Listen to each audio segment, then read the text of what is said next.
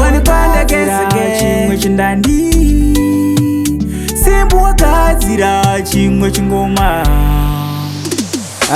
vakutambira kunonyudzava manje chokwadi ndovauzava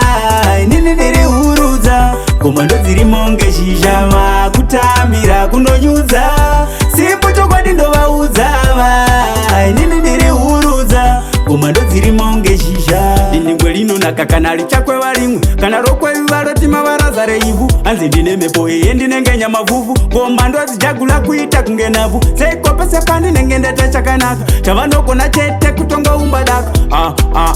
avo vakandimaka ndoona nekasima iri kavanokutambira kunonyudzava manje chokwadi ndovaudzava inini ndiri hurudza komando dzirimo ngeshizhava kutambira kunonyudza simbu chokwadi ndovaudzava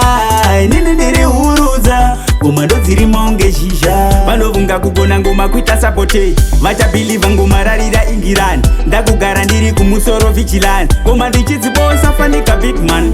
ngoma ndozitonza unge ndandi ndine mabhazi akasimba unge njanji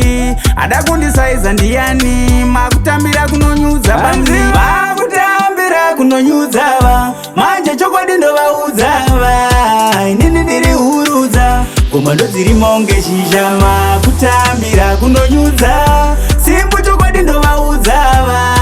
inini ndiri hurudza komando dzirimo ngeshizha diningwe rinonaka kana richakwe varimwe kana rokweviva rotima varazare ivhu hanzi ndine mepo iye ndinengenya mavhuvhu komando dzijagula kuita kunge navhu seikopese pandinenge ndata chakanaka chavanogona chete kutongoumba daka avo vakandimaka ndoona nekasima iri kavanondipasa